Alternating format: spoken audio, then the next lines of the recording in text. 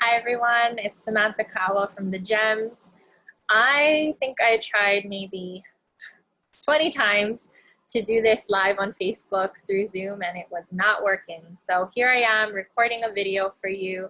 I'm going to be posting it for you to comment if you have any questions. But what I wanted to do today was answer some of the relationship questions that were asked on one of my Facebook pages that I host.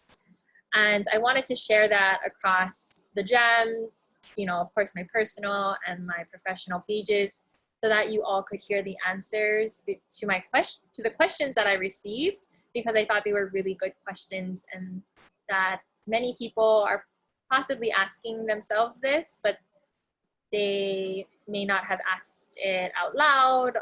But either way, I think it would be very valuable for me to share my answers to these questions. So the question that I received on my professional Samantha Kaawa Facebook page, it said, since everyone's definition of happiness is different, is there something in the webinar that helps couples work with each other's happiness? And my answer to that, I agree that, happiness is, different in everyone's relationship. Our definition will vary from person to person, from relationship to relationship. And I don't think there's like this one magic, answer, solution, or question that we can ask to really figure out, the happiness of relationships amongst different people. But working with couples on each other's happiness, I wanted to say, yes, it's very important to work on your friendship and having fun and laughing and really enjoying your time together as a couple. But the nuance here in the question that was asked was, how do you help couples work with each other's happiness?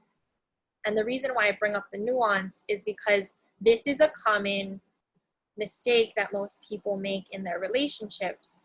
And it's thinking that your partner or your spouse is responsible for part of your happiness, about making you happy or you making them happy, that you're responsible for their happiness or you're responsible for them on many different levels.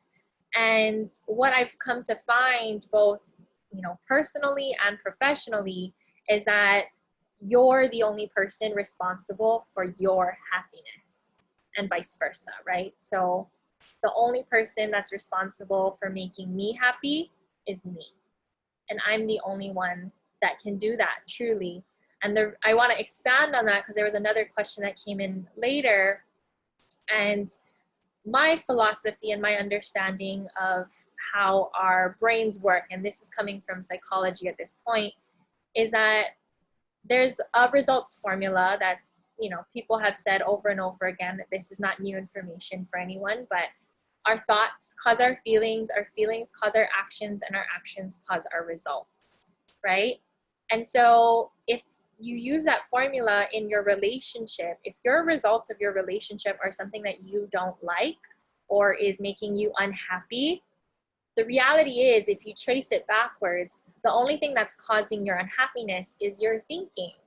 So an example I gave in one of my responses was, if my husband does something that I don't like, or let's just say he does something in general, it's up to me. I have a choice on what meaning I give to his actions. If I choose to say I don't like that, that's hurtful, or you're disrespecting me, that's the story I'm telling myself about the situation. But the actual situation is neutral, right?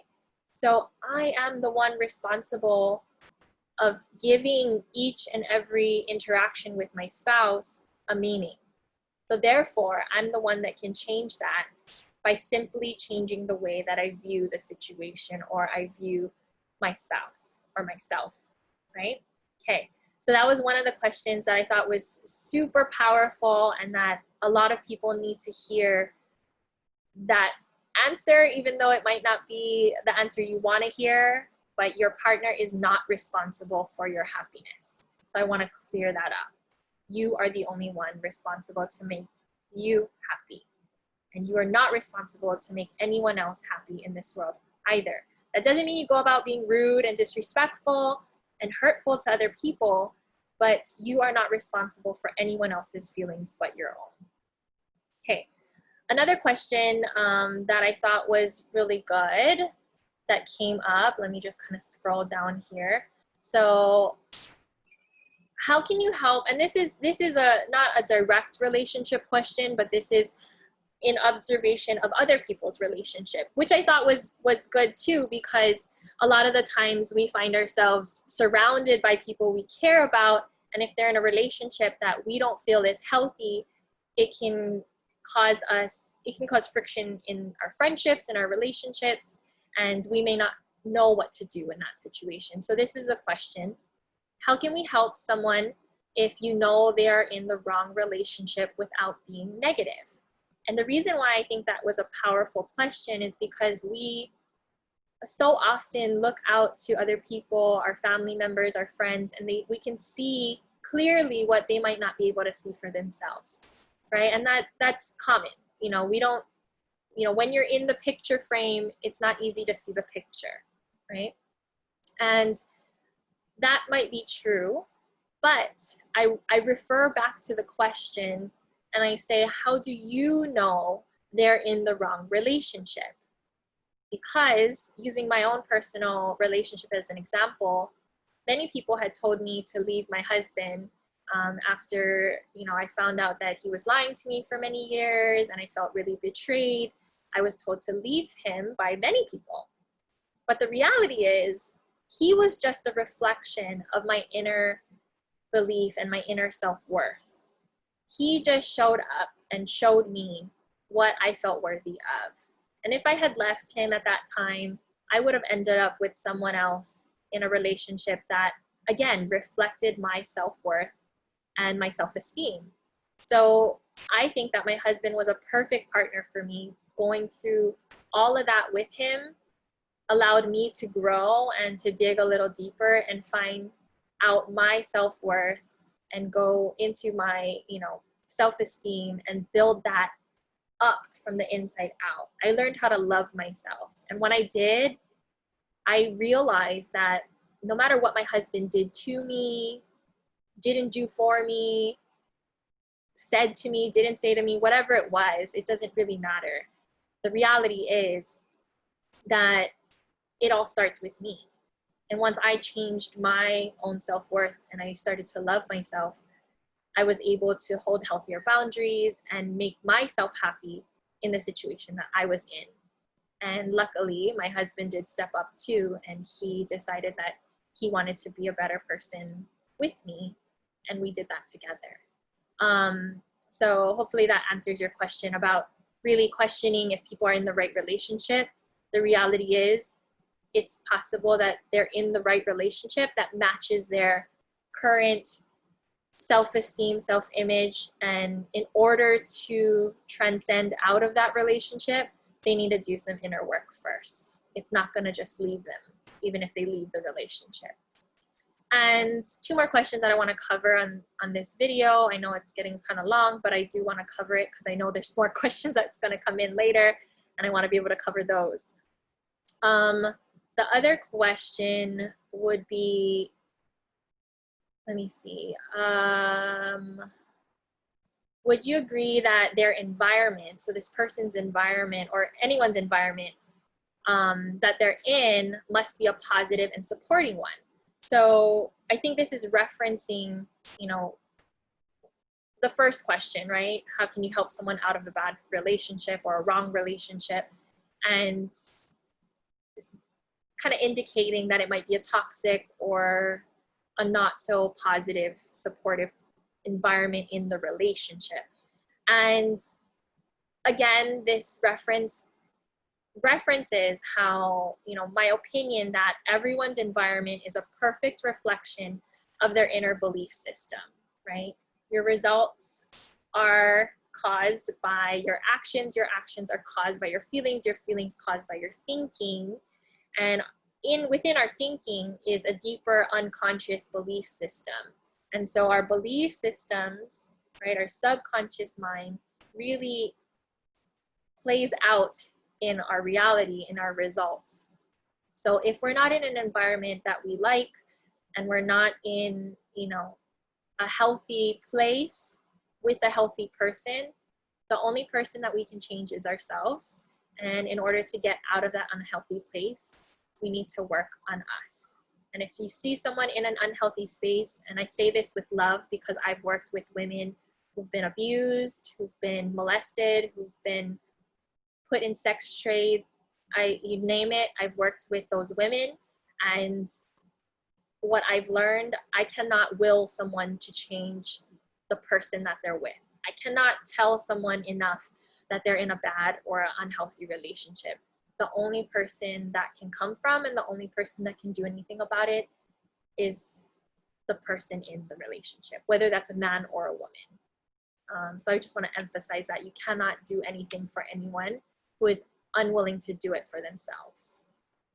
Okay, I hope that answers those questions for you. And if it doesn't, please, if there's some clarification you need, please comment on this video and I will send you more clarification either through message or recording another video.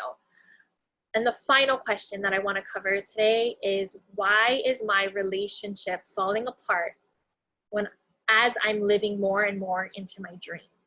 And I got this question by multiple people, who are in this personal development field, and they've been in a marriage, and now it's like, why is my relationship falling apart as I work on me?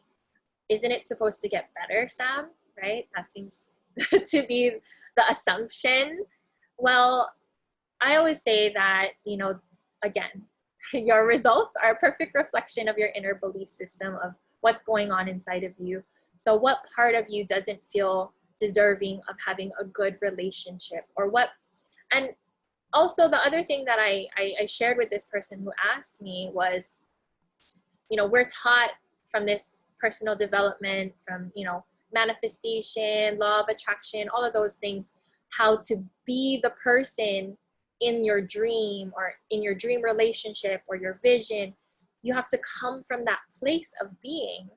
And if you are really being that person in the relationship, does that person neglect their spouse? Are they constantly working so hard? Are they forgetting about family time and just trying to build their career or work on their education? Whatever it is, right? It tends to be, now the relationship is on the back burner and the partner isn't happy with being neglected. And it's not that they don't like your growth, it's that the relationship has changed at this point, and they're maybe unskilled at asking for your love and attention and support. So if your relationship is falling apart and you're working on yourself through personal development, spirituality, and whatnot, the person I want you to check in with yourself is you. Not questioning whether your spouse is, not growing fast enough, or, maybe he just doesn't understand me anymore. Maybe I'm a different person. The reality is, check in on yourself, and are you being the person in your relationship that you long to be, or that the vision self would be? And I hope that makes sense. I know that's a little confusing, but to those of you who are in the study, you'll know what I mean. And for those of you who don't understand, please feel free to reach out and ask me more questions. Once I have specific examples, so if you share with me your specific story, I can give you a much clearer answer and hopefully serve you at a deeper level. So until then, thank you so much for joining me and sticking on this video. I'm so sorry I couldn't go live. It just was not working, but here we are, being creative and navigating the ups and the downs. And until next time, I will talk to you later. Bye.